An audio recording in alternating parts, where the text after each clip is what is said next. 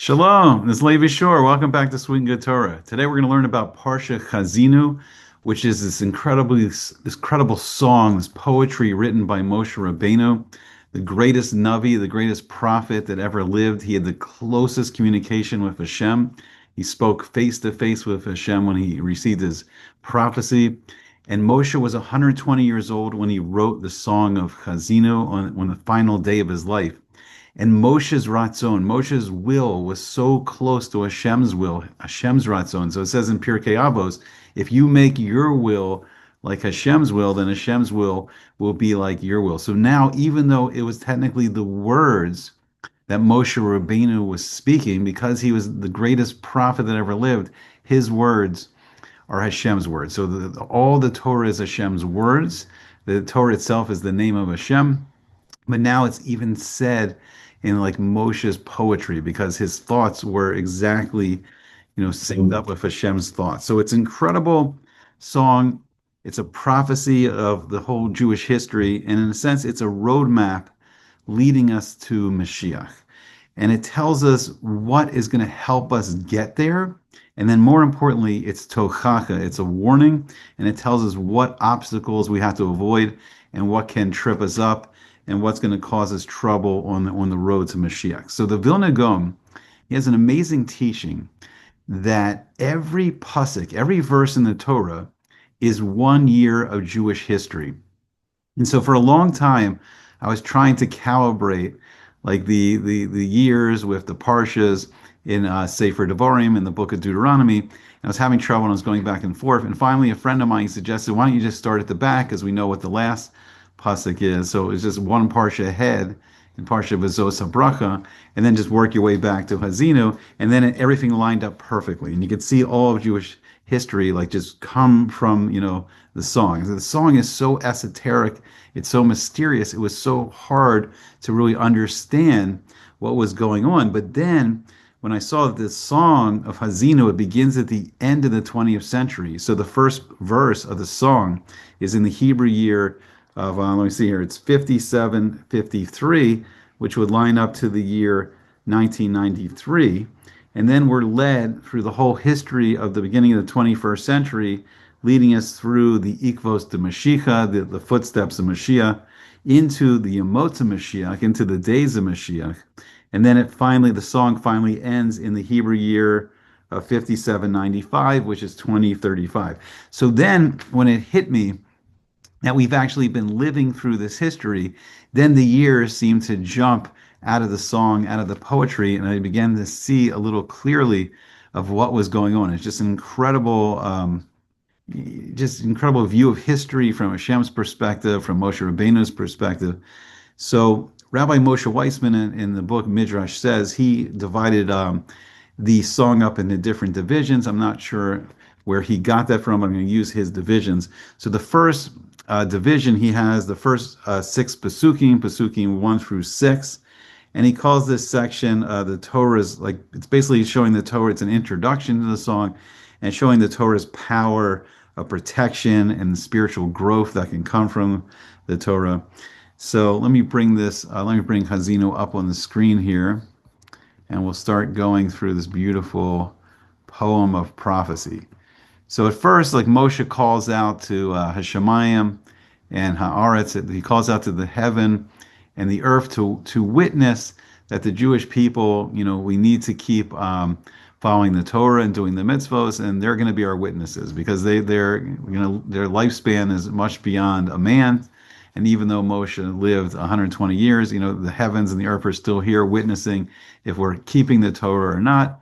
And then there's mitzvahs relating both to the heavens and the earth. We have mitzvahs like, Makadesh, the Rosh Chodesh, making the first of the month holy. It's the first mitzvah given to us as a nation. And we have all the mitzvahs of Eretz Yisrael, like Meiser, giving a tenth, of all your crops to the Levi and Truma, separating out, for the Kohen, and just all these beautiful, and the Shviyis, letting the land rest every 7th year. So we have all these mitzvahs tied into the heavens and the earth. So there are witnesses if we're keeping the Torah or not. So then Moshe goes through 3 descriptions of the Torah. So the first thing he says, he compares it to, he says, Yarov kamatar lihi.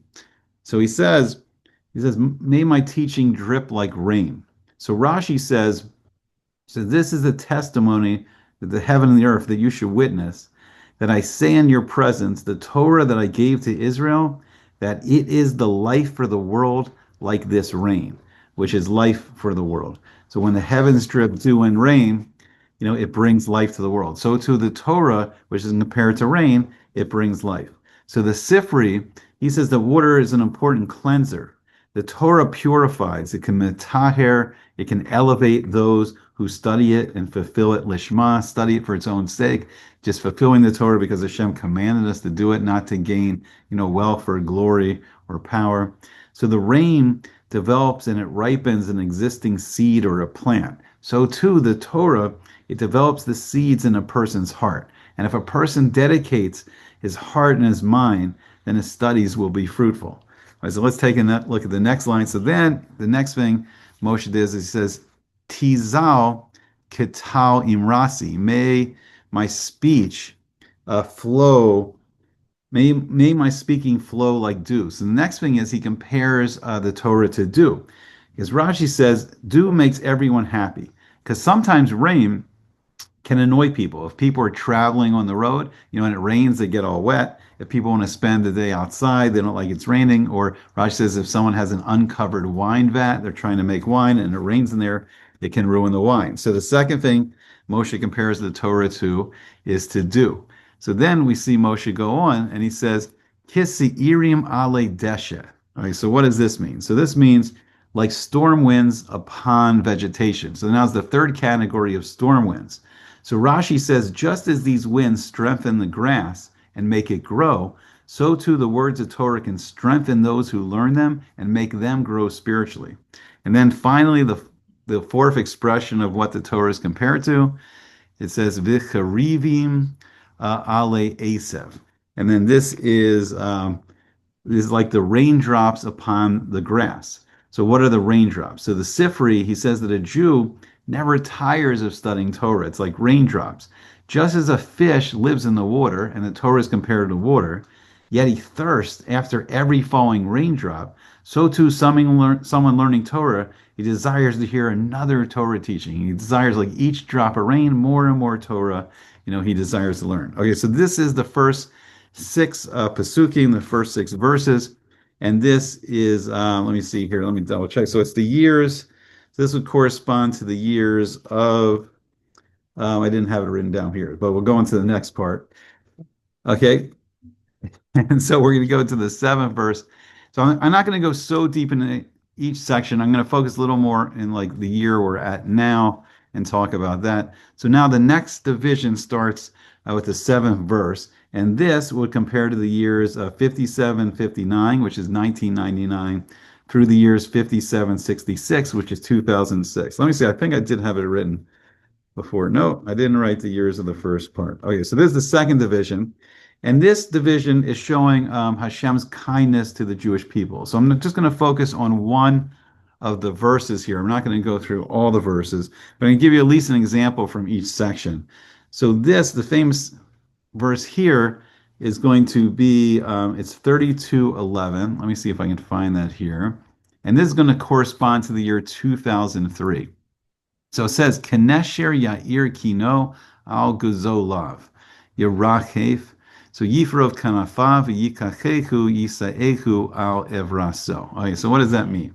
So the translation is, it says that like an eagle arousing his nest, hovering over his young, he spreads his wings. He takes it and he carries it upon his pinions. So the eagle, first he gently wakes up the young, those young birds, and then he puts them on his back, and then he flies and carries them. Right, so Rashi says, he led them with mercy and compassion, as an eagle is merciful towards his children, and does not enter his nest suddenly until he flaps and shakes above his children with his wings, between one tree and another, between one branch and another, so that his children will awake and have the strength to receive him. So I personally experience this. This, of course, is, it hints to the famous prophecy that Hashem, is going to bring us back on eagle's wings, like I think in Sefer Shmos in the book of Exodus. Hashem has described taking us out of Egypt on eagle's wings, and then in the future, He's going to take us out, on eagle's wings. And I personally, in the year 2003, I actually experienced this. I was living in Los Angeles for about 10 years. I was working in the film and television industry. I started working on a screenplay to write a sequel to the movie The Ten Commandments. And then I met a young Aish rabbi, Rabbi Yitz Jacobs, all of the Karsa Tov, so much thanks for this amazing opportunity he gave me. And the great Dick Horowitz, who actually bought my plane ticket. And I felt like I was being taken on eagle's wings to Israel. And it was an amazing time. And I got to learn in Aish Torah in the old city of Jerusalem for 6 years. And I really felt like this pasuk in 2003, and it's an amazing time. And there's all these birthright trips that are taking Jewish, students to Israel, and then there's all kinds of trips, and there's all kinds of yeshivas set up for kiruv and teaching Jewish people that want to learn more about Torah. And I have great Karsa Tov to Rabbi Rav Noach Weinberg Sal, who founded Aish Torah, and then the great tzaddik Rabbi Meir Schuster, who pulled many Jews off the wall, the Western Wall, the Kosel, and brought them to learn in yeshivas and seminaries, and so many invites for Shabbos, and he started the Heritage House, and just it's an amazing experience in the old city of Jerusalem. And I really felt like personally, like that year in 2003, I was given the opportunity, to come to Israel on eagle's wings. And this is, the vision, like, Bezrat Hashem, when we get into the age of Mashiach, like all the Jewish people will fly back. And I don't know exactly what it means. It's easy to see like planes, it could be one way that we come back. And Hashem's going to speedily bring us back when the time is right. All right, so then the next section here, let me come down a little more. So the next section is going to be verses 15 to 18. And this is the year 5767, 2007 to 5770, and that's going to be the year 2010. Now, this is warning us of the dangers of the exile. These are things, negative spiritual influences around us that can harm us. We can fall in these obstacles, chas v'shalom, and this is what's holding us back from Mashiach. So we're going to go to pasuk here. We go to pasuk 15, and this is the year 5767, which would be the year 2007. And we're going to see a great obstacle that's really, we'll see, really holding back a lot of people right now. And the pasuk says this. It says, "V'yish mein yeshurun v'yiv'at shemaita avisa kasisa v'yitosh Elohai asachu v'yinabel tsur Yeshuaso." Okay, so what does that mean? So the translation is that when Yeshurun became fat and kicked, and then Hashem goes on, he says, you became fat, you became thick, you became like corpulent, and he deserted, God as maker. He deserted God as maker, and he degraded the rock of his salvation. All right, so what is this talking about? So it's interesting. There's three spiritual levels that the Jewish people can be on. The first level is called Yaakov, is called Jacob, and it's related to the word akev, heel. So it means when we're closest to the ground, and it's when we're most rooted in the physical world, and that's our lowest spiritual level. So then at that level, what we're doing is we're trying to rise above the physical world, and we're starting to attach ourselves to the spiritual world. So how do we attach ourselves to ruchnias, to spirituality? So through the Torah, which is the blueprint of creation, and through doing the mitzvos, and through acts of gemilas chasadim, through acts of kindness, this starts to elevate us spiritually. It starts to get away from the spiritual desires. And this is the level when the Jewish people are at the level of Yaakov. So the next level is the level of Yisrael. So this is related to the word yashar, which means upright, straight, means acting proper, acting good, and then connected to El, connecting to the name of God. So we are the upright, the upright ones of God. And this is the second level. So now we're starting to defeat the negative spiritual forces. We're getting better at not listening to the Yetzer Hara, the evil impulse. We're starting to elevate ourselves. And this is when Yaakov wrestled with the Satan itself, with the Yetzer Hara itself, and defeated it, and then was given the name Yisrael. And it means like defeating, wrestling with, and defeating the negative spiritual forces. And now we start to go up, to the next level. So then the highest level, the third level, is the level of Yeshurun. So this is when Yashar, like we said, the uprightness, is now so ingrained in us. And now we're at the highest spiritual level. Now the Yashar, the uprightness, acting correctly, being spiritually elevated, this is now our essence. Now we're fully attached to Hashem. We're fully attached to the Torah and the mitzvos. We've strengthened the Yetzer Tov, the good impulse. And now we're at the highest spiritual level as a nation. Now, what this pasuk is warning us at is when Yeshurun gets fat and kicks, it means that even at this highest spiritual level, it's the great danger of wealth. Great wealth, even a person at the highest spiritual level, can cause them to fall right back to the beginning, because the great physical wealth can bring a person to back into physical desires and brings them back to the lowest level again. And then chas v'shalom, a person can kick. A person can feel like he doesn't need Hashem. He doesn't need Hashem's help anymore. Hashem gives people great wealth, and then chas v'shalom, they can feel like they don't need God anymore. And unfortunately, we've seen this has been a great obstacle to us during the Golas, during this Roman exile, the Golas Edom. And we see it's amazing thing. It's amazing blessing from Hashem that even during our exile, Hashem has given great wealth to a lot of the Jewish people. And we prospered into professions, being like a doctor, a lawyer, an accountant. I mean, great success in academia, great success in politics, great success in Hollywood, in Wall Street, in many industries, in high tech. So the Jewish people have risen in so many different industries all around the world where they're living, and they've accumulated great wealth. But chas v'shalom, a lot of Jews feel like they don't need Hashem, like they feel disconnected.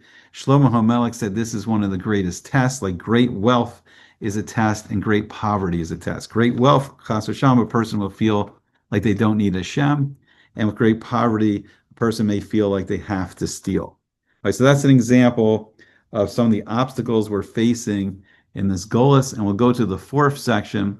So this is the Pesukim, it's 19 through 25, and it represents the years 5771, which is 2011, and 5777, which is 2017. This part is talking about the negative outside spiritual influences that can lead to punishment. So this is the dangers that we can slip into, and we're going to take a look here at the 21st pasuk here. Let me bring it up on the screen. Let me come down.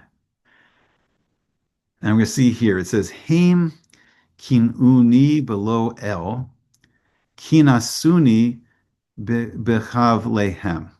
V'ani achni aim below am, begoy navel achisem. Okay, so this is very relevant to the times we live in. So this is saying that they infuriated me with a non-God, and they angered me with their luxuries, their vanities. So I will infuriate them with a non-people, with a vile nation, I will anger them. Okay, so what does this mean? What does it mean? So Rashi says below El, no God. What is the no God? He says it's bidavar she'eno Elohai. It's something that's not a God. And we're living right now in this world of great spiritual darkness. And we see that in the West, it's dominated right now by the secularism, by this atheism. And it's a society that's pretending that Hashem doesn't exist.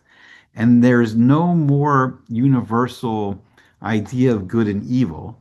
And so if you don't see how Hashem, how the infinite being, the infinite creator has created the world, if you don't see anymore how the Torah has defined good and evil, then you can start to see evil as good. And you can start to see good as evil. And everything is upside down right now. And that's why we see this great confusion that after the evil we saw on October the 7th, after the evil of this terrorist group, Hamas, these murderers, these rapists, I mean, doing every horrible thing, that people can be praising them and supporting them. It's like the world is like upside down right now. So it's great danger in a godless society, right? We don't know, like what good and evil is clearly. Also, what we see is that people start to worship everything else in place of Hashem. We see people like worship intellect, like they'll make celebrities out of geniuses, science geniuses like Einstein, or great inventors, like Steve Jobs, and they'll just worship, these people. We'll see like there's great worship of physical strength, like great athletes, they become, highly paid celebrities. We see like people with artistic talent, like great musicians and theatrical talent, like people just like worship the pop stars and the music, the rock stars, the actors. They'll follow like everything they're doing, and the lives of these celebrities becomes more important than the person's own life. We'll see this strange like worship now, even of political leaders. People are like fanatically supporting like politicians, even though like it's a time of great political corruption. But it's like they will argue with friends and family over a politician, and it means nothing to them in their personal life. But they've elevated these people, they're praising them, they're obsessed over them. Their followers eagerly await, like just nothing, that these people say. There's no great secular knowledge that they have, but they'll wait for, them to, make their next tweet or their next TikTok video, and they'll pretend that this is great wisdom, even though there's emptiness of a lot of these celebrities. Okay, so even in Israel, the holiest land in the world, the holiest people in the world, we see that they're not guided right now. They're not led by the holy law of the Torah. And it's strange that this seems normal to so many Jews. The Jewish people are being ruled by the secular law and the secular court system. And it's no different from any other Western nation. And we're not elevated right now as a nation by the holy words of the Torah and our closeness to Hashem. And it's hard for us to right now to be the Or LaGoyim, to be the light to the nations, to teach the great wisdom of the Torah, when as a nation, Israel, we're just acting like every other Western nation. So Hashem says the result will be to be infuriated with a below Am, with a no people, a non-people. What does this mean? So Rashi says, Be'uma she'ein la shem. It's a nation that has no name. So what it means is these nations that will come to punish us, they won't be one of the 70 original root nations that were descended from Noah. It says the Western nations of Europe and the Americas, they're based on the model of the Roman Empire, meaning a person from any nation could come and become a citizen of Rome, and then he will be considered a Roman. And now this is the model. So you can come from anywhere in the world. You can come to America, you can become an American from any nation in the world. You can become, English or French or German or Spanish. And his nation is like based on this Roman model where it's not really one of the 70 original nations. It's really this Roman Empire model where anyone can become part of the nation, but it's not really a nation in itself. And Rashi says and other Meforshim say that like Rome, the language of Rome, like Latin, was not really, it was kind of like a borrowed language. It was not one of the original 70 languages. It was a made up language. And we see like as Rome began, initially when it started as the Roman Empire, it just really took all the avodah zarah, all the idol worship of the Greek Empire, and adopted Greek culture, and then just gave it Latin names, and really just took on and adopted, another culture. It had no independent culture. And now, so what's Israel's punishment? So we see Israel is also being punished, constantly being attacked by the Palestinians, and they're a non-people. They don't really exist. There's no real ancient history of the Palestinians. It's all made up. They're really just Arabs like any other Arabs that you would find in Jordan or Egypt or Saudi Arabia or Qatar. And there's no difference. And it was really started in the 1960s. And it was started by a man from Egypt who was a terrorist from the Muslim Brotherhood. His name Yasser Arafat, Yamak Shemo. And he started the PLO, the Palestinian Liberation Organization, and he was going to liberate the Palestinians. And they were claiming they were based on the ancient police team, the ancient Philistines, but it's all just a lie. They're really all descended from Ishmael. They're all Arabs, just like the other Arab nations, and it's completely made up history. They're claiming that Israel's occupying them, but there's no history to them, right? So it's this non-people. All right, so we're going to go to the next division, and this is going to be the Pesukim, the verses 26 to 35. This is going to be the years 57, 78, 2018, into 5787, 2027. So this is going to take us into our time. We're not going to do the sixth division right now. This is really, really complicated stuff. I hope to make another video going more into detail about exactly around the times we are now, but we're going to see some incredible things here. So we're going to go to the 26th pasuk here, and this is related to the years 5778. So this is 2018. All right, so let's take a look at what it's saying here in the song. So it says, Amarti efechem ashbisa me enosh zikram. So this is related to the year 2018. And Hashem's saying, he said, I had said, I will scatter them. I will cause their memory to cease from man. And then we're going to go to the next year. We're going to go to 2019. And we're going to take a look here. And this is Pasuk 27. This is related to 5779, 2019. And it says, Lule ke'as oyev agor pen yanakru tsaremu. So pen yomru yadenu rama v'lo Hashem pa'al kol zos. Okay, so what does this mean? So what it's saying is, saying, were it not that the anger of the enemy was pent up, lest his tormentors misinterpret, least they say our hand is ascendant and is not Hashem who has accomplished all this. So what this is saying is this: Hashem is angry with the Jewish people, and he really wants to scatter them, all around the world, or Chas Hashem, punish us severely. So Hashem is going to give us a little bit of a punishment, but he doesn't want, the enemies of the Jewish people to feel like it's really them, that are doing the punishment, and because they're going to think it's just coming from them, and they won't acknowledge that it's coming from Hashem. So Hashem says it's not really worth, punishing that greatly. So Hashem's like really showing rachamim, compassion, and he's not punishing the people to the amount that he wants. Okay, so what was going on in the world? Why 2018 into 2019? Why was Hashem so angry? So 2016 in America was, the election of Donald Trump. In America, in Israel, there was great political division. There started becoming vicious political arguments between the supporters and the political right and the political left. There was also a huge controversy in Israel. It was growing because of like judicial reform, and it was just like the left in Israel didn't want to lose its power, and the right didn't like the corruption in the left, and just all this intense political arguments, and countries were at the brink of civil war. So then what happened? So then in Wuhan, China, in a bioweapons lab, COVID-19 was created. Now, a lot of this information is still not fully public, so it's a little bit still hidden and secret, and we don't know the full extent of it all, but we've seen a little bit of it. But it was made as a bioweapon, and they were expecting a massive number of deaths around the world, because you got to remember, this virus was man-made. It was created to do damage as a bioweapon.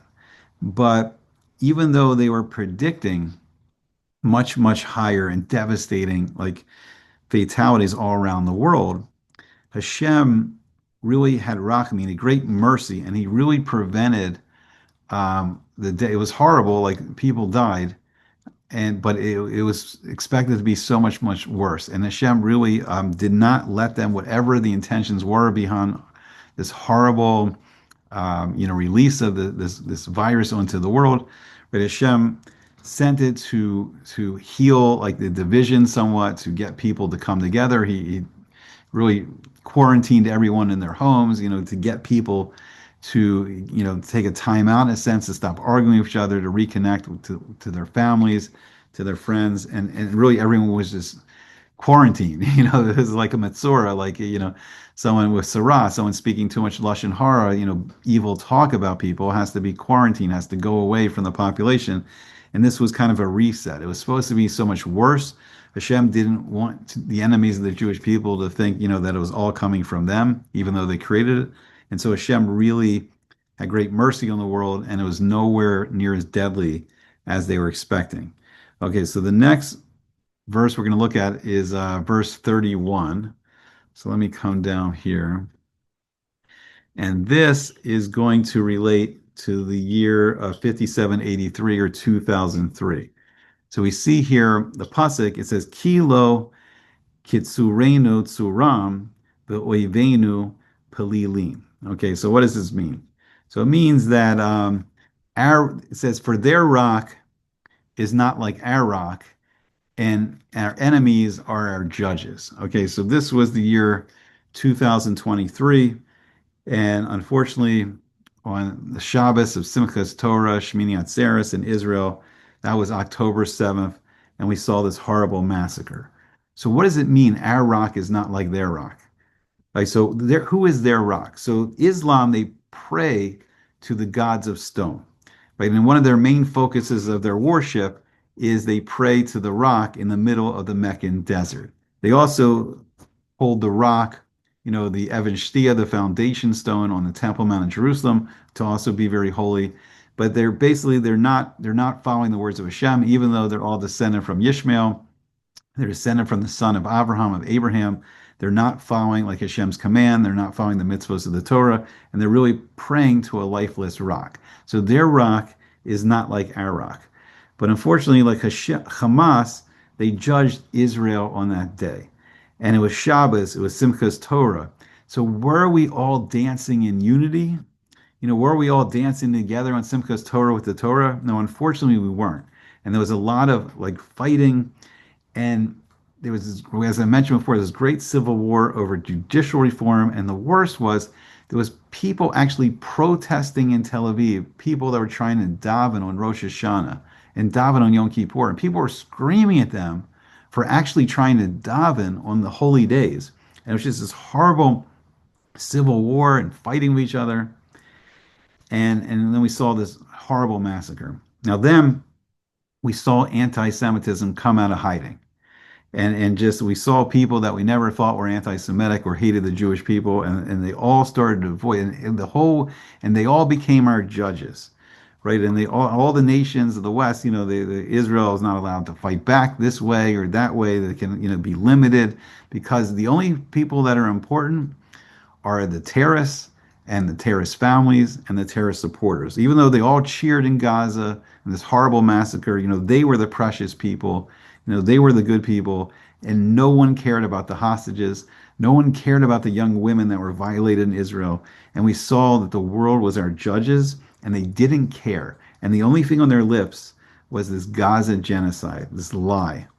Even though Israel took every precaution they could to minimize their civilians dying, even though it cost a lot of Israeli soldiers their lives, but we saw the world began to judge us, and the anti-Semitism began to, fly like never seen in a while, like not since the 1930s. All right, so then we're going to come to our year. So now we're going to go to the 34th pasuk, and we're going to come to our year, and this is the brand new year we're starting now. So this is the year of 5786, the new year we just began on Rosh Hashanah, and this is the year we're heading into is 2026. So it says, Halohu kamus imadi chasum be'otz rosai. So what does this mean? Is it not stored away with me, sealed in my treasuries?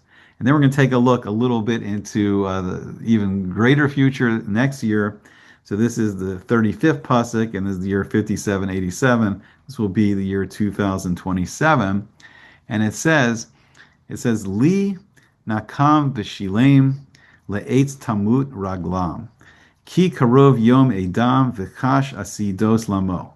So mine is the vengeance, and it will repay at the time their foot will shake, will slip, will falter. For the day of their catastrophe, their edam is near, and swiftly future events will come toward them. Now, what's very interesting about the Song of Chazino is it's very cryptic. So a lot of times you can't tell if Hashem's talking about the Jewish people or talking about the enemies of the Jewish people. And that's done for a very specific reason. It's all up to us. If we follow the Torah, if we do the mitzvahs, if we do teshuvah, then the punishments will very swiftly switch, to our enemies, right? But chas v'shalom, if we're not doing what we're supposed to do and we still need punishment to do teshuvah, then it can be put on us. So this all is sounding very scary, or it's very great. and we're on a razor's blade, the razor's edge right now, and it's a lot like Purim, where we're going to see the anti-Semites rising and rising, and they're threatening to try to kill the Jews, but it's the time of the Geula. It's finally it. It's the time of Mashiach, and we're going to see how this all can switch back and forth. So the Vilna Gaon, he says something incredible. He says, "Kamus imadi." So the evil they want to do to Israel is engraved on Hashem's porphyra, on Hashem's royal purple cloak. And it says that Hashem waits to punish their evil in Olam Hazeh. Hashem is seeing the people, all the enemies of Jewish people rising up, and he waits and he doesn't punish them yet in Olam Hazeh, in this world, because he wants to give them the full measure of punishment in Olam Haba, the world to come. So then the Vilna Gaon goes on to say Raglam. What does it mean that their foot is stumbling, it's slipping? So he says that this relates to Daniel's vision. And Sefer Daniel, in the book of Daniel, it relates to the prophecy given to Nebuchadnezzar, the first king of Babylon. And he dreamed of a statue. And the statue had a gold head, which represented the Babylonian Empire, and silver arms, which represented the Empire of Persia and Media. It had a bronze stomach, which represented the Greek Empire. And finally, its iron legs, these long iron legs, the longest exile, the Golas Edom, the Roman exile, and strong iron legs, more fearsome than the three empires that came before. But then the feet of the statue was iron and earthenware, so it could be broke. And then a rock came flying through the air and smashed on the feet, smashed, the idol on the feet, and then it broke up. And the stone represents Mashiach leading the Jewish people. And so the rock is Mashiach, and this is the Ikvos de Mashiach. This is the footsteps of Mashiach. And we see here that the foot is, one thing the Vilna Gaon is pointing out is that it's relating to the statue, the final destruction of the four empires, and the beginning of the Yemot of Mashiach. So he sees this year and the year to come after as this is it. This is the Ikvos Mashiach. Now it's going to be a scary time. I plan to make another video into much more detail about what's happening here. But this is it. It's potential. It's going to be scary, but it's going to be like Purim. It's going to be like Egypt, and there's going to be the potential here of Mashiach coming. And then he says the word about chash. So it says here, v'chash asidos lamo. It says, and swiftly will future events will come towards them. So chash means like speed up, right? To quicken. And this is very interesting because this recalls in Yeshaya, in Isaiah 60:22, the very famous pasuk, Hakato Nichiela Elef, and the small one, meaning Israel, Yaakov, the Jewish people, will be like 1,000. The Hatzeir, and the younger one, Lagoyatsum, and the younger one, right, once again, Yaakov, Jacob, will become like a great, powerful nation. So he says, Ani Hashem, he says, I am Hashem. So Be'ita, in its time, Achi Shena. And we see Chas is related to Achi Shena, I will speed it up, meaning the future events will swiftly come. And it seems like we're very close to the Be'ita, the final time where Hashem has to send Mashiach. And we see in 2027, Chash, there's a speeding up, and Achi Shena, we're speeding up to the Gula. So we're in a time of the great potential. We're right there. We're in the time of the footsteps of Mashiach. And this beautiful song of Hazino, this great poetry, has given us, what we need to do to strengthen ourselves, a lot of the obstacles that we need to avoid, and it's our roadmap to Mashiach. I hope you enjoyed it. I hope to see you back again soon on Sweet and Good Torah.